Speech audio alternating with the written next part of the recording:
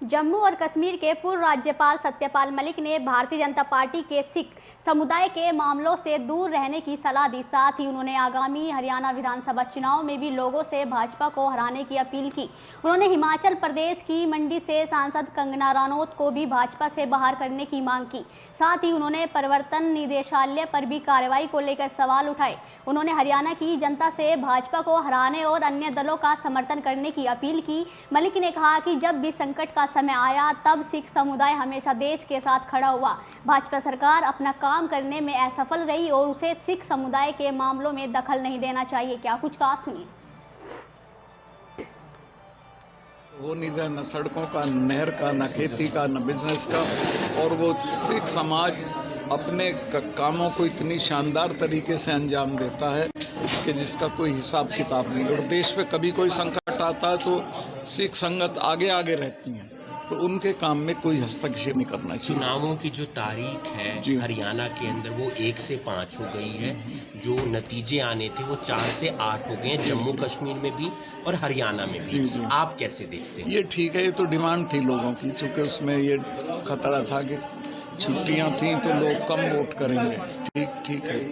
किस जम्मू कश्मीर में चुनाव हो रहे हैं, आप वहाँ के उपराज्यपाल रहे हैं, कैसे देखते हैं? वहाँ पर लोगों का क्या मन है? जम्मू कश्मीर में काफी गिरावट आई है। मेरे जमाने में तो टेररिस्ट श्रीनगर के नजदीक नहीं आता था। अब तो फौज पे हमले कर रहे हैं, सिक्योरिटी फोर्सेस पे हमले कर रहे हैं, थानों पे हमले कर रहे हैं और हौसला बढ़ा हुआ है।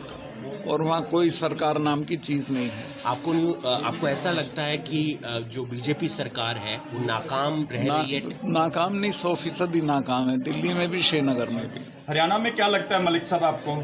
वो तो जनता तय करेगी, मैं तो क्या कहूँ। पर मैं चाहूँगा कि यहाँ बीजेपी को हराएं और बाकी जो पार्टियां उनको जिता के देखें। किसान लगातार बैठे हुए हैं जी। किसान दोनों बॉर्डरों पर बैठे हुए हैं, उनसे कल नई कॉल्स दी हैं अलग अलग। मैं तो किसानों के हर आंदोलन के पक्ष में हूँ और उनका सहयोगी हूँ। जहाँ बुलाएंगे मैं जाऊँगा। सर, मैं यहाँ पर बयान तो नहीं ले सकता, लेकिन कंगना रनौत का बयान आपको पता होगा। मालूम है मुझे। मालूम है। आपकी क्या प्रतिक्रिया है? देखिए, कंगना रनौत राजनीति में नाबालिग है, उसको नहीं बोलना चाहिए। और वो जिस पार्टी में है उनको चाहिए कि माफी से नहीं, उसको पार्टी से निकाल दें। वो पार्टी में रहने के लायक नहीं है, उसको कोई जानकारी नहीं है। वो लूज टॉक करती है, सब लोगों के खिलाफ बोलती है, जो बहुत गलत बात है। राहुल गांधी कैसे नेता उभर कर सामने आ रहे हैं, जो पिछले दिनों चुनावों के नतीजे आए लोकसभा के, उसके देखिए, बाद? राहुल गांधी से मैं परसों मिला था, मेरा बहुत अच्छा उनसे मेरा वो इंटरव्यू करने आए थे। मुझे तो बहुत संजीदा, बहुत सुलझे हुए, बहुत समझदार और बहुत विनम्र लगे। टू द एक्सटेंट बाहर आए तो मेरे ड्राइवर को भी नमस्ते किया उन्होंने। बहुत अच्छे हैं और भगवान उनको दूर तक ले जाए। एक चीज और जानना चाहूंगा, तीसरी बार मोदी सरकार बनी है। जी। आपको क्या लगता है देश में कैसे काम होना चाहिए, किन बातों को ध्यान रखना चाहिए? देखिए, मोदी सरकार तो हरा दी थी लोगों ने, ये तो इन दो पार्टियों ने मिलकर बना दी है। और आप अगर देखेंगे अहाता करके तो जिन इलाकों में किसान आंदोलन था वहीं वो हारे हैं। और मोदी सरकार को सरकार में रहने का कोई अधिकार नहीं है। और उनको मैं क्या कहूँ, क्या करना चाहिए वो तो सब जानते हैं, लेकिन उनका तो एक ही एजेंडा है, पैसा कमाओ, भ्रष्टाचार करो और राज करो।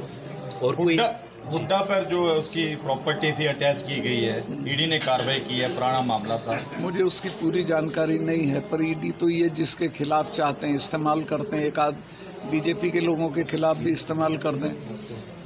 और कुछ कहना चाहते हैं? धन्यवाद। मैं यही कहूँगा कि ये आपकी जो एकता है ये बनी रहे सिख संगत की, और ये इसी तरह से आगे बढ़े।